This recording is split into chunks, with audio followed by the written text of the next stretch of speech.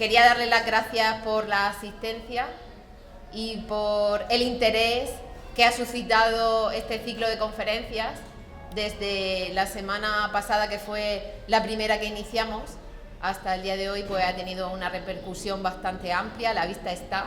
Muchas gracias a todos por venir. Y bueno, aplauso para la Casa del Niño, sí que es verdad, para la Casa del Niño. Bueno, para quien no lo sepa, pues la Comisión Casa del Niño se ha creado para dar a conocer el valor arquitectónico, el valor cultural y el valor que tiene histórico este emblemático edificio. Y entre los actos diversos que se ha pensado en realizar, pues está la exposición fotográfica que todos ustedes han podido ver al entrar al edificio, este ciclo de conferencias, y además pues vamos a realizar el día 14 de junio un concierto a la que están todos ustedes invitados si lo desean. Y bueno, sin más dilación voy a pasar a presentar a Juan Ignacio Fernández García, que es nuestro conferenciante de hoy. Nació en Cartagena en el año 1970 y dirigió y presentó desde noviembre de 2008 hasta junio de 2022 el programa Historias de Cartagena. Y desde noviembre de 2018 hasta julio de 2023 el programa Tu Canción, ambos en Onda Cero Cartagena. Entre enero de 2011 y diciembre de 2018 pues colaboró semanalmente en el diario de La Opinión, con artículos pues de tipo histórico en su edición impresa, y además desde marzo de 2021 pues lo hace en un blog digital del citado periódico.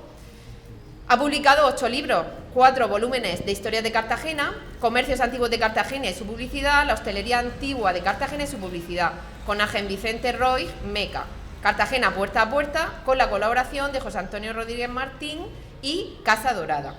En diciembre de 2015 fue nombrado cronista oficial de Cartagena, junto a los historiadores Luis Miguel Pérez Adán, José Sánchez Conesa y Francisco José Franco Fernández.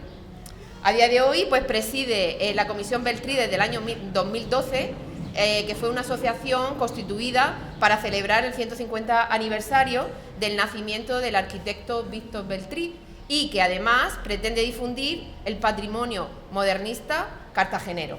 Y sin más dilación, pues nada, le damos un fuerte aplauso a Juan Ignacio y ánimo para exponernos todo su conocimiento.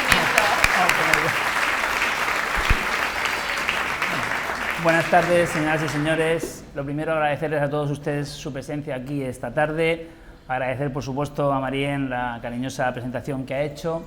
Y bueno, también, por supuesto, agradecer al equipo directivo del Colegio San Isidro de Santa Florentina que contara conmigo para este ciclo de conferencias, que lo que pretenden es dar a conocer algo tan nuestro como es la Casa del Niño. Un edificio que debemos recuperar al completo, dándole un uso, y para ello se ha constituido la comisión que lleva su nombre.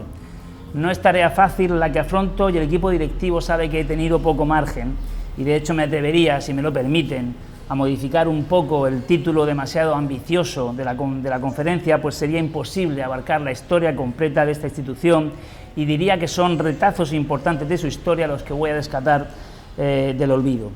Hay que empezar indagando en sus orígenes, el por qué se acaba construyendo, y para ello procedemos al 18 de marzo de 1908, momento en el que se constituyó la primera Junta de Protección a la Infancia y Represión de la Mendicidad, presidida por el alcalde Luis Aguirre, a quien vemos en la imagen, y formaron parte de ella el arcipreste Juan María Pérez, el juez de instrucción don Andrés Gallardo, el médico don Juan Solé, la maestra doña Catalina Ferrer, el ingeniero militar don Francisco Ramos Bascuñana, como vemos aquí como padre de familia, el obrero don Santiago Monterde, doña Florentina Pera como madre de familia, y el maestro don Félix Martí Alpera, al que vemos.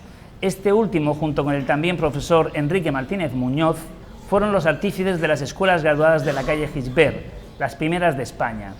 Esta junta estableció una cantina escolar en la calle Cuatro Santos, en la que comían 40 niños únicamente los días que había clase en las escuelas municipales. Para ubicarles en la época les leo un texto escrito ese año 1908 que decía así: es un delito de lesa humanidad no acudir al socorro de esos desgraciados a quienes la madrastra fortuna trata despiadadamente, quizás negándoles hasta las dulces y consoladoras caricias de una madre y la protección enérgica, viril, desinteresada de un padre que cuide y atienda a los más indispensables medios de su subsistencia. Todas esas tiernas criaturitas que hoy imploran con la inconsciencia propia de los pocos años, dejándoles en el abandono, sin guía ni freno que encauce y dirija sus actitudes e inclinaciones, serán el día de mañana peligrosos delincuentes, amargados por la diferencia social y desarrollándose en un medio en el cual solo se respira las envenenadas enseñanzas del delito, han de ser los futuros presidiarios cuya hoja de servicios encontraremos escrita en la ficha antropométrica de los penitenciarios. Fin de la cita. Esa situación se mantuvo hasta el 5 de octubre de 1917, cuando el alcalde don Castro Fernández, en sesión celebrada en el Ayuntamiento de Cartagena, solicitó la cesión de unos terrenos del consistorio a la Junta para la construcción de la Casa del Niño. He dicho cesión, lo digo porque esto elimina la versión, aquí también vuelve a poner cesión, que desde hace más de una década he venido leyendo de que fue el rico propietario de minas Camilo Aguirre, a quien vemos aquí en su palacio, el que entregó los terrenos para la construcción de la Casa del Niño. Algo que no es cierto, primero, porque cuando se toma la decisión de construirla, Aguirre ya había fallecido. Y segundo, porque los terrenos eran del Ayuntamiento, que fue quien se los cedió a la Junta de Protección a la Infancia, y lo que sí que es verdad es que su hijo, llamado también Camilo, formó parte de dicha Junta y por ahí puede venir el origen del error. ¿Dónde se encontraban esos terrenos y cómo se llamaban? Los terrenos se encontraban en una zona por la que desde el siglo XVIII discurría la muralla de Carlos III, tal y como se ve en este plano de 1887, donde vemos el Teatro Circo, el jardín del Teatro Circo, se puede ver incluso el pilón, si se fijan en la parte central, ahí al lado de un edificio en esquina con la calle del Carmen está el pilón, que era el famoso pilón de los burros, en el tiempo que se metió, estuvo dentro, luego se sacaría para afuera. Y bueno, en este otro de 1900 se ve perfectamente la línea y por eso en el siguiente plano que muestro, en este plano, se puede ver perfectamente en la zona central que pone terrenos de guerra. Lo leen perfectamente porque pertenecían al ejército y la parcela destinada a la Casa del Niño recibía el nombre del Retal. Una parcela en la que en una parte de ella, la parte de la izquierda, según ven el plano, es donde Hidroeléctrica va a solicitar su arrendamiento para la construcción de una caseta, algo que, como ahora veremos, traerá sus consecuencias. Y se preguntarán ustedes, ¿por qué? Pues porque desde esa caseta, o sea, desde esa caseta mediante bombas, se impulsaba agua del mar necesaria para el funcionamiento de la fábrica de la luz de la Alameda de San Antón. Si se fijan, llega hasta la fábrica de la luz y es un agua que, como pueden ver en esta imagen, pasaba por unas tuberías. La línea roja es la que son las tuberías, que tras rodear la Plaza de España discurrían justo por donde se iba a construir la Casa del Niño. Y aquí es donde entra en juego el arquitecto autor del proyecto, Víctor Beltrí, al que vemos aquí, que con la obra ya empezada envía una carta al alcalde y presidente de la Junta de Protección avisando del peligro que suponían esas tuberías y dejando bien claro, lo deja bien claro en esta segunda imagen, que desde luego no estaba dispuesto a asumir la responsabilidad si no se retiraban. Aquí les dejo dos noticias entrañables. La primera nos dice que los propios obreros que trabajaban en la construcción dieron el primer donativo y la segunda noticia nos habla de ese cepillo junto al andamio en el que se recogieron donativos para costear la construcción.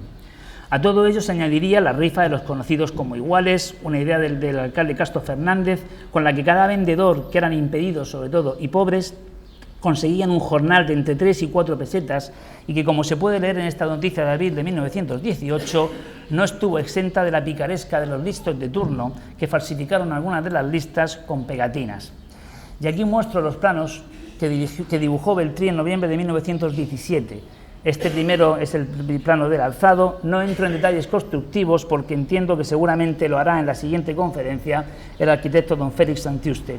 Y aquí tenemos la planta, que sufriría modificaciones evidentemente, pero que el propio Beltrí en una entrevista decía que tendría un gran vestíbulo en el chaflán que ha de formar la esquina, dará acceso al amplísimo comedor de la cantina escolar.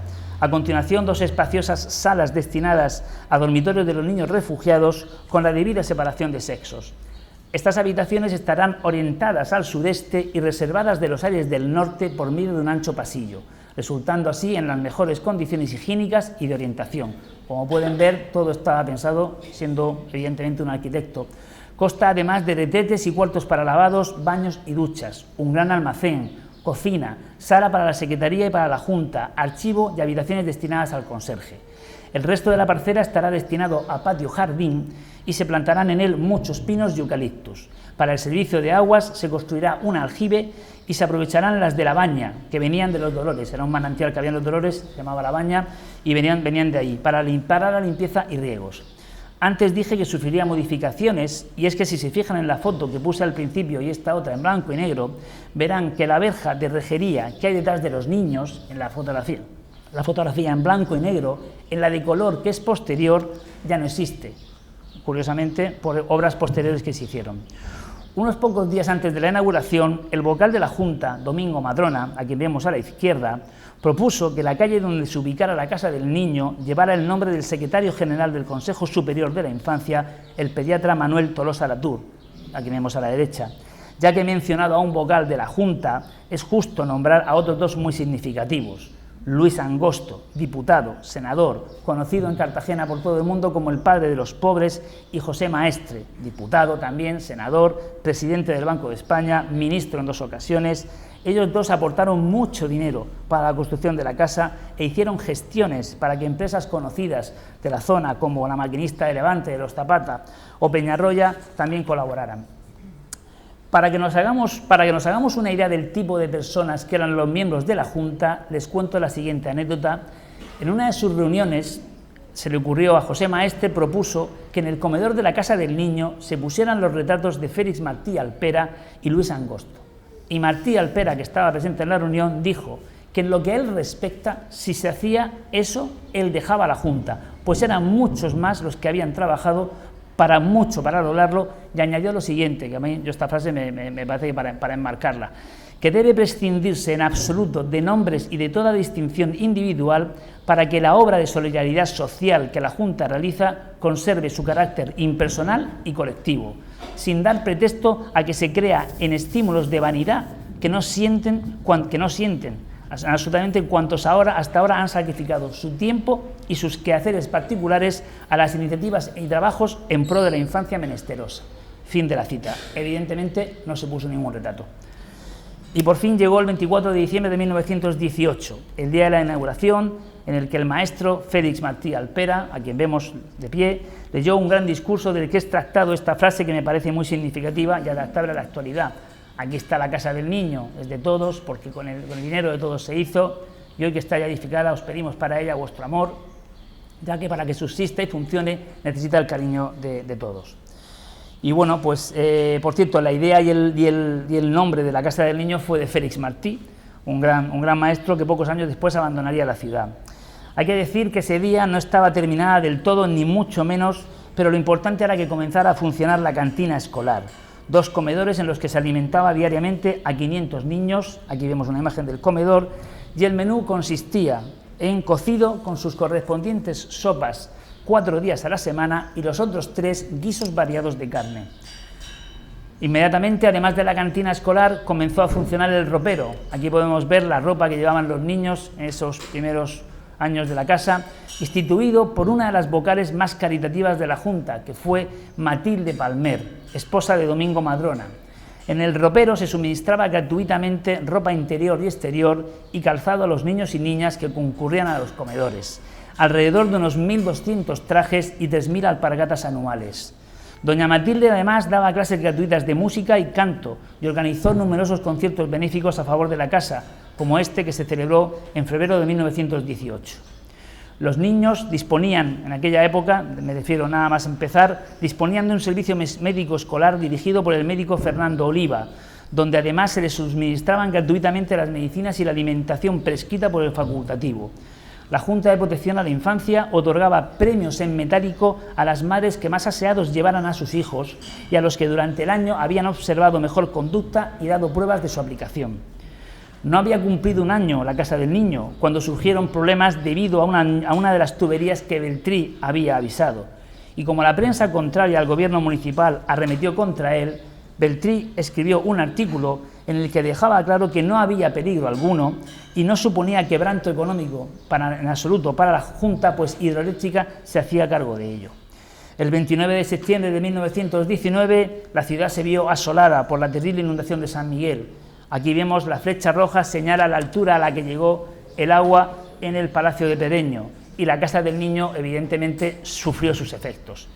Aquí pueden leer la nota del maestro de obras Adolfo Chumilla, informando de que había perdido sus herramientas mientras construía los nuevos pabellones escolares, y esta es la impactante vista que pudieron contemplar los niños desde la casa, con ese tranvía de la línea de Barrio Peral tumbado, realmente, y con la gente encima.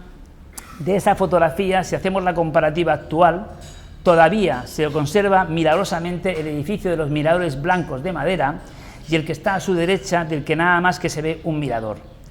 He mencionado los pabellones escolares, y es que si algo tuvo claro la Junta, incluso antes de que la Casa del Niño fuera una realidad, era que si se conseguía que el Ministerio de Guerra cediera los terrenos que le pertenecían, el jardín tenía que tener un uso educativo. Y así lo manifestó Martí Alpera en esta nota en abril de 1918, y enfatizó, como no, por supuesto, las grandes ventajas de las escuelas al aire libre. Aquí menciona evidentemente desde el punto de vista higiénico, la influencia tonificadora del sol, aire puro, en aspecto pedagógico, nuevas formas de actividad y de adiestramiento infantil y un contacto más inmediato y frecuente del niño con las cosas reales. El encargado del proyecto de los 6 pabellones escolares fue un entonces jovencito arquitecto cartagenero, Lorenzo Ros Costa, a quien vemos miembro de la Junta y que puso lo mejor para que el estilo de los mismos fuera, por lo menos, acorde con lo que había hecho su colega Beltrí unos años antes. El 18 de abril de 1920 finalmente se llevó a cabo la inauguración. Aquí vemos a los asistentes y en esta otra imagen las escuelas como dice el pie de foto, las aulas de la Escuela Jardín, donde se instaló la Escuela Graduada de San Fulgencio bajo la dirección del maestro Enrique Antón. Por cierto, que ambas fotografías que están viendo, que hemos visto, son del periódico nacional ABC, lo cual nos da una idea de la importancia tanto de las escuelas como de nuestra ciudad en aquella época. Un año después de la inauguración, la revista Levante dedicó un reportaje a la Casa del Niño con un significativo titular: Cartagena, la ciudad caritativa. Y se hacía eco de la labor tan inmensa que allí se realizaba y acompañaba unas imágenes como esta de las aulas y el patio. Y es que en las fotografías siempre hay detalles que pueden pasar desapercibidos. Es el caso, ahora lo volveremos a ver, es el caso de la cúpula desaparecida de la Casa Zapata en la Plaza de España. Es la que está en primer plano, que ya no existe, ya se perdió. Y bueno, si nos fijamos, aquí se ve de nuevo en la foto. Si miramos, se ve perfectamente cómo asoma esa cúpula. Y bueno, en esta foto se ve a todos los miembros de la Junta con los niños en el patio principal. Una de las funciones importantes en la Casa del Niño era el aseo, algo que pocas personas podían permitirse, una ducha, todo un lujo. Entonces, todo un lujo, de ahí la fotografía que en el reportaje mencionaba la existencia de un museo de trabajos manuales, que aquí podemos ver, y reconozco que a mí particularmente se me fueron los ojos hacia esta maqueta, que yo recordaba haber visto antes, pero yo decía, ¿dónde y por qué? Pues la respuesta es que dicha maqueta correspondía al frustrado intento que se hizo de monumento a nuestro paisano Isaac Peral, que fue promovido en 1915. Sus autores fueron el escultor Manuel Jorreto Madrona y el arquitecto Francisco Reinals, pero como suele suceder en Cartagena con muchos proyectos, finalmente se quedó sin hacer. ¿Por qué estaba allí? Pues mis pensamientos me inclinan a imaginar que el escultor Manuel Jorreto Madrona era familia de Domingo Madrona, el gran valedor de la Casa del Niño, y que se la prestara para dicho museo. Otro de los puntos que me gustaría aclarar es que la Casa del Niño sostenía en la Casa de Expósitos, que estaba en la Plaza de la Merced, la institución de la gota de leche, donde en los años 20 se suministraban raciones para 30 niños. Lo digo porque muchos cartageneros piensan que la gota de leche empezó aquí, a principios de los años 30, en la Casa del Niño, y no es así. En 1923, estos eran los empleados retribuidos que trabajaban en la Casa del Niño. Tenemos un administrador, Fabián Vicente, taquillero Miguel Godínez, auxiliar José Guirao, escamochano, contable don Julio Masdols, 2 mozos para el servicio de comedores y 3 criadas. Y en 1924, hace 100 años, el perímetro de la Casa del Niño tenía la forma que se puede ver en este plano. El espacio blanco, ese espacio blanco casi rectangular, precisamente es el de hidroeléctrica. Y ese año va a ser importante. ¿Por qué? Pues porque en enero las Hijas de la Caridad de San Vicente de Paúl, con Sor Carmen Cobos como superiora, se van a establecer allí. Aquí la noticia y con ellas la sociedad de San Vicente de Paúl de Señoras y la Conferencia de la Inmaculada de la Concepción de Cartagena, que en esta carta manuscrita, pedían al ayuntamiento la presencia de 4 guardias municipales para el reparto de ropas que iban a hacer. Y en julio de ese año se abre el concurso para la construcción de un piso alto en la Casa del Niño, quedando a partir de 1925 aproximadamente la fachada principal con este aspecto, es decir, ya tiene un piso, ha subido un piso hacia arriba. En ese piso alto, precisamente va un año después, en noviembre de 1925, el obispo Salgado, a quien podemos ver aquí con las autoridades, con el alcalde Alfonso Torres, pues es el que va a bendecir la capilla de las hermanas, de las religiosas en la Casa del Niño. Esta es la capilla en la que figuraban la Milagrosa, en el altar figuraban la Milagrosa, San Fulgencio y el Niño. He mencionado a la Milagrosa, y en diciembre de 1926 las alumnas de la Casa del Niño recibieron la medalla de la Virgen Milagrosa, pero no fue hasta febrero de 1928 cuando las Hijas de María, la Congregación de las Hijas de María, la asociación, se constituyeron en la Casa del Niño. Aquí vemos la foto y comentaron sus actividades caritativas, como eran, por ejemplo, dar comidas extraordinarias a los niños y niñas con motivo de una primera comunión, como es el caso, aquí se les puede ver con sus delantales blancos puestos, y por qué no, pues también, bueno, una comunión que podría ser esta, he puesto un ejemplo, o repartir meriendas con motivo de las Navidades, como esta fotografía tan tierna donde se ve a los niños esperando recibir su merienda. De esta época se conservan fotografías de gran calidad del fotógrafo lorquino afincado en Cartagena, José Casaú, en las que aparecen las Hijas de María o los asilados y las asiladas en la casa como estas otras. Al fondo, detrás, por si alguien tiene curiosidad, en esta foto a mano derecha, se ve una estructura al fondo. Bueno, pues esa estructura es un urinario público que la gente tradicionalmente le llamaba Villa Pipí. Fue un urinario público bastante grande, se conservan los planos del mismo en el archivo municipal, y esa era Villa Pipí. Y bueno, llegamos a junio de 1928, momento en el que el entonces vicepresidente de la Junta, el general José López Pinto, presentó la instancia para edificar un nuevo grupo escolar con planos de Víctor Beltrí. Aquí muestro 2 alzados de la fachada. Esta es la fachada de la calle Real, que por supuesto tenía una nueva puerta de acceso, que es la que se ve aquí, y otro de la planta. Esta es la planta que en la esquina superior, que es la que lleva la parte redondeada, albergaría una sala de museo escolar y conferencias, y del que se conservan imágenes de su construcción, como esta curiosa imagen y esta otra imagen, que a mí siempre me llama mucho la atención, porque aquí en ella se pueden ver al mismo tiempo 2 obras de Víctor Beltrí. Se ve la Casa del Niño y se ve el asilo de ancianos al fondo del todo. Por eso es bastante curiosa. Ese mismo año, el alcalde Alfonso Torres, al que vemos en la imagen, más cartagenero que nadie, y así se le recuerda, solicitó al Estado que le permitiera crear un instituto de maternología y puericultura que tuviera carácter provincial. El Instituto de Maternología funcionó con el médico tocólogo don Pedro Soler López y la comadrona Magdalena Mena Sáez. De hecho, en esta fotografía, a simple vista no se aprecia, pero si ampliamos la imagen, veremos cómo en el chaflán, en el primer piso, se puede leer perfectamente Instituto de Maternología.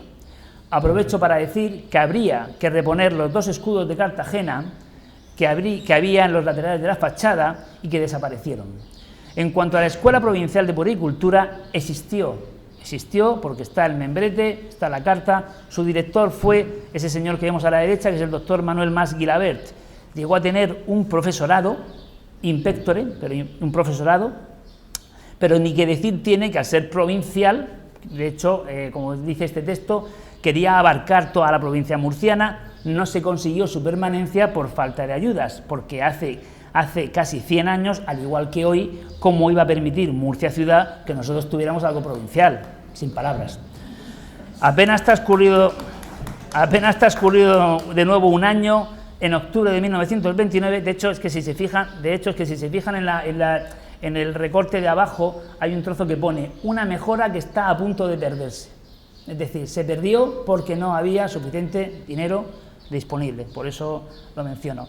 Y bueno, seguimos en octubre de 1929, el general López Pinto envió de nuevo una estancia para solicitar la construcción de un pabellón donde establecer debidamente los servicios de la gota de leche y cubrir en forma de marquesina un espacio para que los niños en día de lluvia tengan un local donde dedicarse a sus juegos y ejercicios, que es precisamente donde estamos. Los planos eran de Víctor Beltrí, aquí vemos la fachada, aquí tenemos el conjunto de la misma, donde se ven perfectamente la entrada, las dos entradas, y bueno, pues justo donde estamos hoy, y finalmente la planta, en la que Beltrí escribió en una de las estancias una palabra completamente desconocida para mí, autoclave, que no es otra cosa que un recipiente de presión metálico de paredes gruesas con un cierre hermético que permite trabajar a alta presión para una cocción o una esterilización con vapor de agua a fin de esterilizar materiales e instrumentos quirúrgicos. En enero de 1931 se inauguró oficialmente el edificio destinado a gota de leche y se invitó al pueblo de Cartagena a que la conociera. El director era don Juan Pérez Ruiz Crespo, gran profesional y discípulo de Ramón y Cajal, al que sucedería 2 años más tarde su hijo, también muy recordado, también en Cartagena, Juan María Pérez Aguirre. El jefe de laboratorio era don José Antonio Luengo y el practicante Pedro Berruezo. Se suministraba a cada niño la ración que debía de tomar con relación a su peso y edad, con el fin de proporcionarle las calorías necesarias para su desarrollo, y a las madres se les hacían sistemáticamente diferentes pruebas para comprobar su estado de salud. Aquí podemos ver una de las recetas emitidas por el Servicio Médico de la Gota de Leche, precisamente por el doctor Pérez Ruiz Crespo, y se puede leer, como se puede leer en el sello estampado que he ampliado, la farmacia que suministró el medicamento fue la añorada botica de la calle Mayor, con ese interior que era una joya. En esos años 30 sabemos el nombre de todas las hijas de la caridad que residían en la casa gracias a este censo que lo encabeza, como no, Sor Carmen Cobos, a quien mencioné antes y que estuvo nada más y nada menos que 24 años en ella. Ese año falleció Domingo Madrona. Aquí lo vemos arriba, lo he mostrado antes, y aquí podemos ver una imagen de su entierro, para que se sitúen. El féretro está delante de la iglesia del Carmen. A mano, en la parte central, a mano derecha, esas ventanas que se ven son las de la Casa Pedeño, y lleva, por supuesto, como no, también lleva el manto de la Cruz Roja, con la que colaboró mucho. Y bueno, de este señor, como dato interesante, tengo que decir que dice mucho de él la frase que, tallada en piedra, se puede ver presidiendo su tumba en el cementerio de los Remedios. Dice: descanse en paz el mejor amigo de los niños.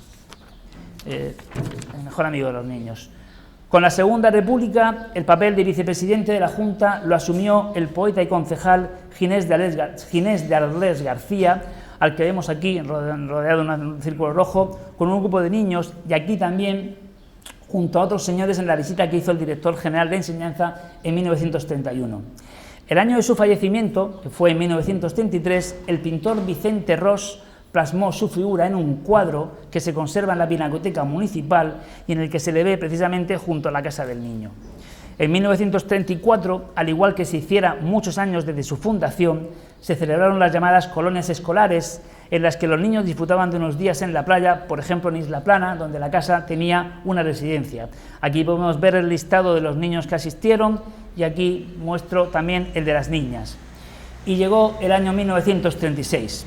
El mes de mayo fue en el que se presentó una moción en el Ayuntamiento solicitando el despido y la expulsión de las hijas de la caridad, y la respuesta del pueblo de Cartagena no se hizo esperar. Fue la presentación de 8.547 firmas pidiendo que no se llevase a cabo, pero fue inútil. De la Guerra Civil sabemos que la Casa del Niño y otros establecimientos benéficos fueron incautados por la Delegación de Asistencia Social de Murcia en julio de 1938. Aquí, estos dos documentos, uno es la comunicación de la incautación y el acta de la misma, en la que figuraba un inventario, en la que, como curiosidad, les diré que en efectivo les quedaban 551,97 céntimos. Y de los múltiples bombardeos que sufrió Cartagena, como no, aquí vemos uno de ellos, varios proyectiles están cayendo a la altura del muelle de la Curra. La Casa del Niño se libró por poco, por muy poco. Aquí podemos ver en esta fotografía tomada desde la calle Jabonerías, se pueden apreciar los grandes destrozos causados en el Teatro Circo y al fondo la fachada de la casa. Abrir un poquito más, aquí se puede ver mucho mejor que sí sufrió algunos daños. ¿Y cómo podemos averiguarlo? Pues muy sencillo, lo sabemos por el expediente que la Comisión Provincial, la llamada Comisión Provincial de Regiones Devastadas, abrió, que se conserva en el Archivo Municipal de Cartagena. Aquí podemos ver la primera página de dicho expediente y en su interior contiene la declaración jurada de los daños en cielos rasos, entramados de muros, tabiques, chapados de azulejos, cristales, herrería, pintura, instalaciones de agua y luz y un plano del arquitecto Joaquín Dicenta, que era el encargado, que se levantó en noviembre de 1939 el plano, donde en amarillo, se ve poquito pero se ve un poco, se marcan en amarillo la cocina y el comedor, que fueron las partes más afectadas. Como curiosidad, en octubre de ese año se le dan las gracias al almirante de la base naval por la donación de cristales, material que escaseaba en aquellos momentos. En enero de 1940, los asilados de la Casa del Niño recibieron sus regalos de Reyes. Aquí vemos la noticia y seguro que les llevaron a ver la cabalgata con la que se intentaba alegrar un poco la vida de los pequeños tras el trauma de la guerra. En noviembre, la casa recibió 400 pesetas de donativo del general gobernador militar Miguel Abriach, que se despedía de su cargo. Y en diciembre, gracias a la visita del almirante Estrada, sabemos que se repartía comida a 800 niños y niñas. Ese mismo año, algún problema, todavía no lo he podido averiguar, debió de surgir entre la rifa de los iguales y el sorteo que realizaba la en aquellos momentos recién creada Organización Nacional de Ciegos. Pues el general López Pinto, que tanto había luchado por la casa, envió una carta al ministro de la Gobernación, a quien vemos en el ángulo superior, el cartagenero de nacimiento Ramón Serrano Suñer, con un dossier al que acompañaba un dossier del año anterior sobre nuestra rifa y todo lo que se hacía en la Casa del Niño. Y el ministro, la verdad sea dicha, aquí vemos la carta de respuesta, le dijo que no podía hacer nada, desde luego, pero bueno, por suerte la rifa continuó. Son años difíciles de reconstrucción de una ciudad y en las que los maestros, y sobre todo maestras, porque eran mayoría, siempre digo que tuvieron mucho mérito por las condiciones en las que daban clases y no tenían más remedio que escribir cartas como esta de la profesora Tomasa Fernández, en la que pide la reparación de zócalos, de mesas, de encerados y de cristales rotos en el grupo escolar López Pinto de la Casa del Niño, y bueno, hay que decir que como estas hay muchísimas cartas en el archivo municipal. Unas condiciones que se vieron agravadas en 1941 con la instalación de un mercado de ganado justo aquí al lado, un mercado de ganado, y eso hizo que el médico Juan Pérez y Ruiz Crespo escribiera una carta al alcalde, esta carta que ven, pidiendo el traslado de dicho mercado, pues el polvo y el ruido hacían imposible entenderse en la consulta. De 1941 me gustaría destacar este titular de un artículo del periódico local El Noticiero, en el que lo dice todo, Nuestra Casa del Niño, y en la que se nos dice que va a haber reformas. Pero también hubo noticias buenas, como la inauguración del teatro, en febrero de ese mismo año, con la actuación de las niñas que asistían a las clases. Curioso que una de las obras que se hicieran se llamara la comedia La huérfana. Tiene su aquel. Yo cuando lo leí tenía su...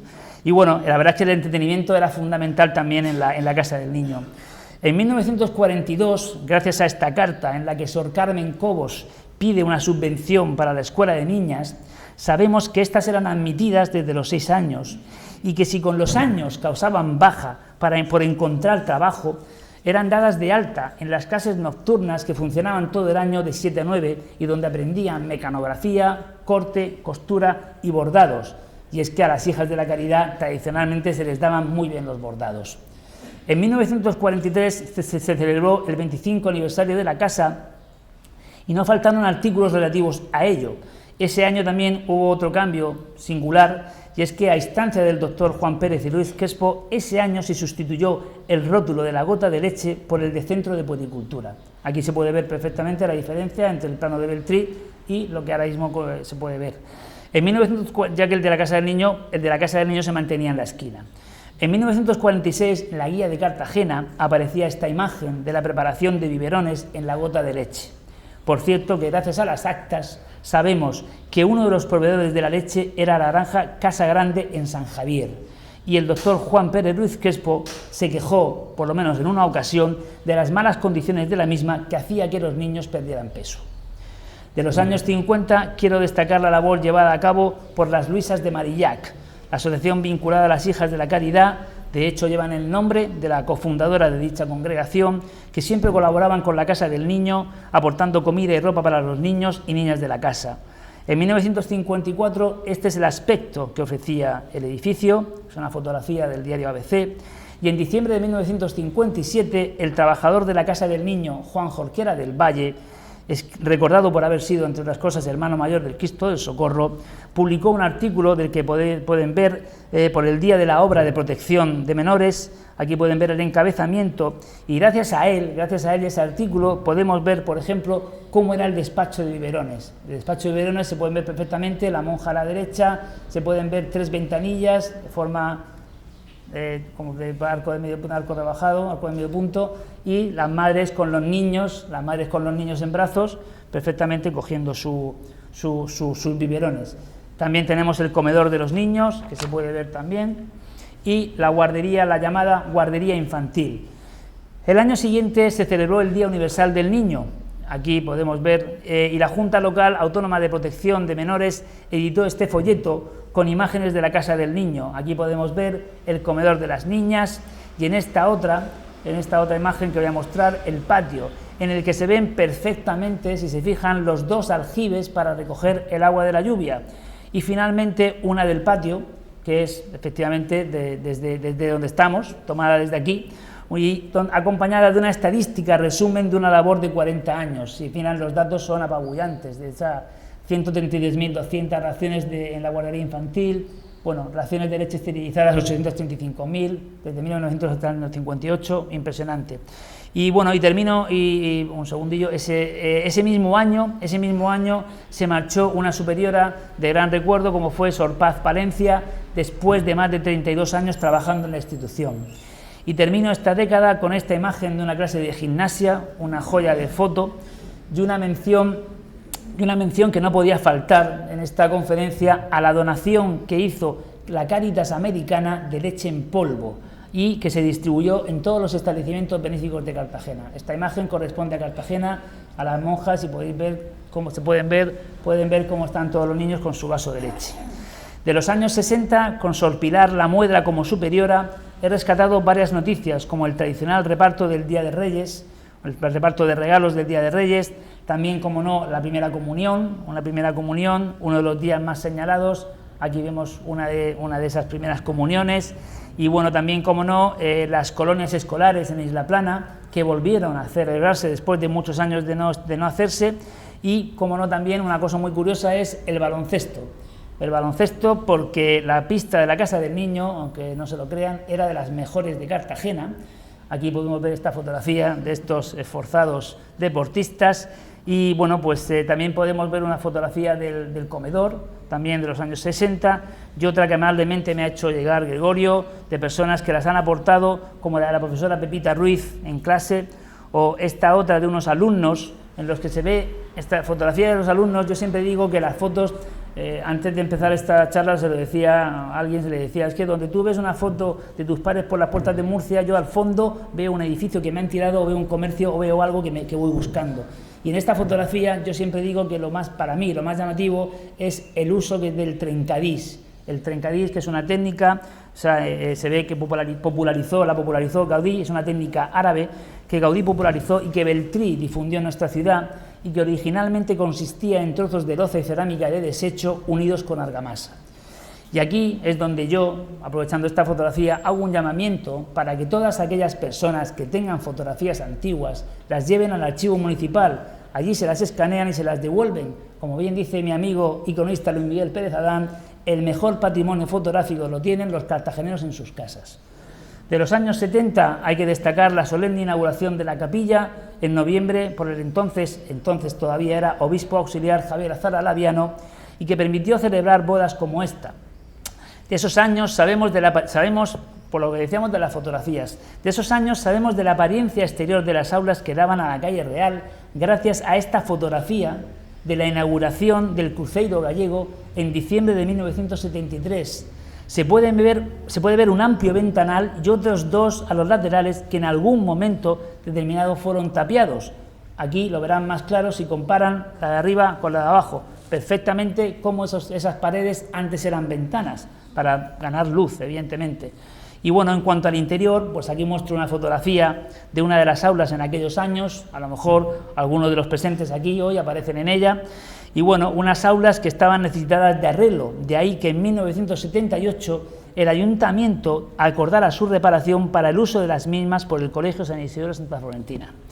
Los años 80 los inicio con un recuerdo para el claustro de docentes que estuvieron impartiendo clases. Creo que no están todos según la persona que cedió la imagen, pero en ellos personalizo este recuerdo. En octubre de 1980, la Casa del Niño fue protagonista por una intoxicación alimenticia que afectó a casi un centenar de escolares, pero no hubo que lamentar ninguna desgracia. En 1982 se suprimió el sorteo de los iguales de los domingos, algo histórico pero necesario para el descanso de los vendedores. Fueron años muy complicados por la aparición de noticias que nos hablaban, por un lado, de la gran labor que se llevaba a cabo en la Casa del Niño y otras, en cambio, que decían que no iba a desaparecer.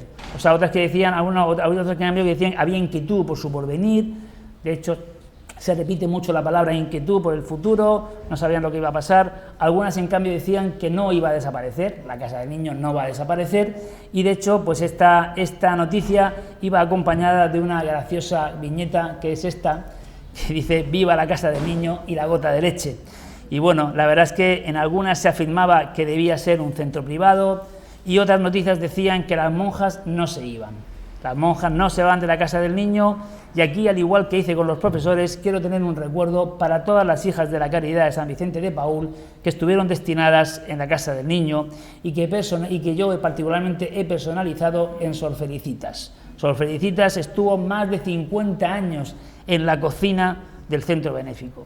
Mencionar que se llegaron a recoger, incluso siguiendo con las noticias, mencionar que se llegaron a recoger 11.000 firmas para que todo siguiera igual, pero finalmente, al igual que sucedió con la Casa de Misericordia, las monjas finalizaron su relación con la Casa del Niño, un colegio, como digo, útil, por lo menos cuando ellas estaban, útil ya completo, como muestra esta imagen. De hecho, esta imagen la he sacado porque me gusta el patio entero, todo utilizado, y nos dejaron su legado de 60 años y su estela que hoy mantiene la Asociación de Caridad de San Vicente de Paúl. A partir de los 90, como suele suceder en Cartagena con cualquier inmueble al que no se le da un uso, la ruina apareció. La ruina apareció y a partir de aquí asistimos a un cúmulo de traslados. Tenemos pues un poquito de todo, tenemos desde la Escuela de Enfermería, tenemos también, ¿por qué no?, pues la Coral Cartagonova, que también se instaló aquí, más adelante la Escuela Oficial de Idiomas, tenemos, como no faltan nunca las promesas eternas, esas promesas que nunca se cumplen, como exposiciones temporales del Murán, tenemos, por tener, no nos faltó de nada, tenemos hasta departamentos de formación de centros comerciales, no nos faltó absolutamente de nada, para el que no se acuerde, también lo tuvimos aquí. Y bueno, y también, por supuesto, como no, ya en un plano un poco más serio, el CEIFOR, el Centro Histórico Fotográfico de la Región de Murcia, que en el año 2002 se inaugura en el Palacio de Aguirre y que después, por vicisitudes, llegó aquí y luego finalmente acabó en la capital del Segura y nunca más se supo. Aunque hay algunos que hace ya 14 años, lo digo porque 14 años han pasado ya, esperábamos que volviera y mostrábamos nuestra preocupación por el inmueble.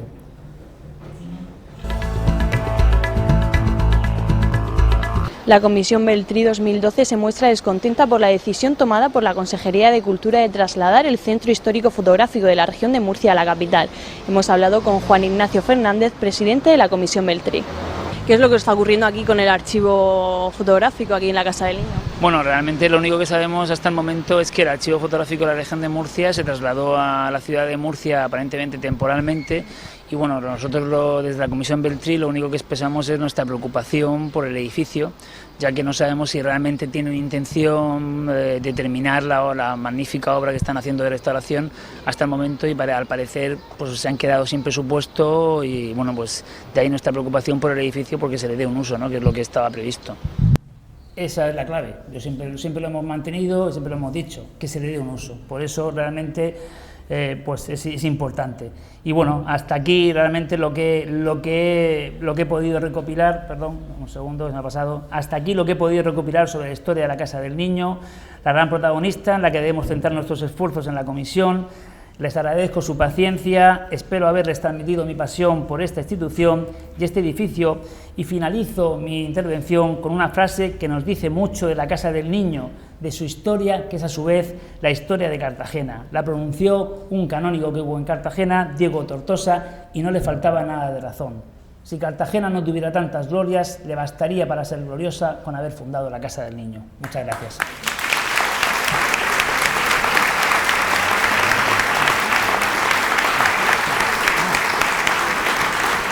Nos has hecho un recorrido histórico de la Casa del Niño, muchas cosas no sabíamos efectivamente que se habían dado aquí, entonces te quiero agradecer pues tu asistencia, tu manera de exponer y de hacernos ver a todos los que estamos aquí, en su mayor o menor medida, pues tenemos algo con la Casa del Niño, hemos vivido, hemos estado, hemos pues intentado desarrollar pues un poco a nivel educativo, sobre todo también mis compañeros, aquí hay muchos maestros antiguos, retirados, en activo, muchas personas que han estado en la Casa del Niño, como tú bien has dicho, desde personas que han recibido la ayuda de la gota de leche y muchísimas más instituciones, ¿no? Entonces, pues muchas gracias por venir, por prestarte a poder que entre todos consigamos, pues eso, que la Casa del Niño se conserve, que es la pretensión de todos, y vaya por nuestra parte este aplauso de todos. Nada.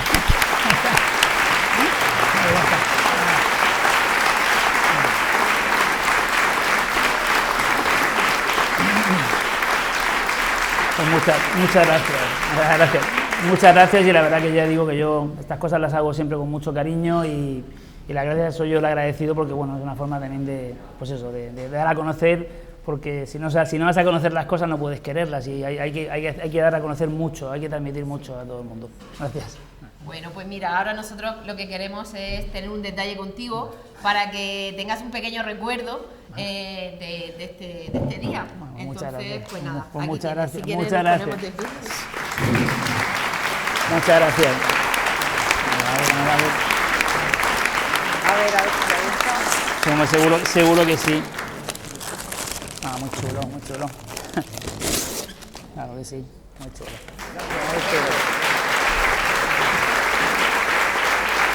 Muchas gracias, muy chulo. Me encanta. Bueno, pues ahí en el Muchísimas gracias. un poco para que tengas Muchas gracias, muy chulo.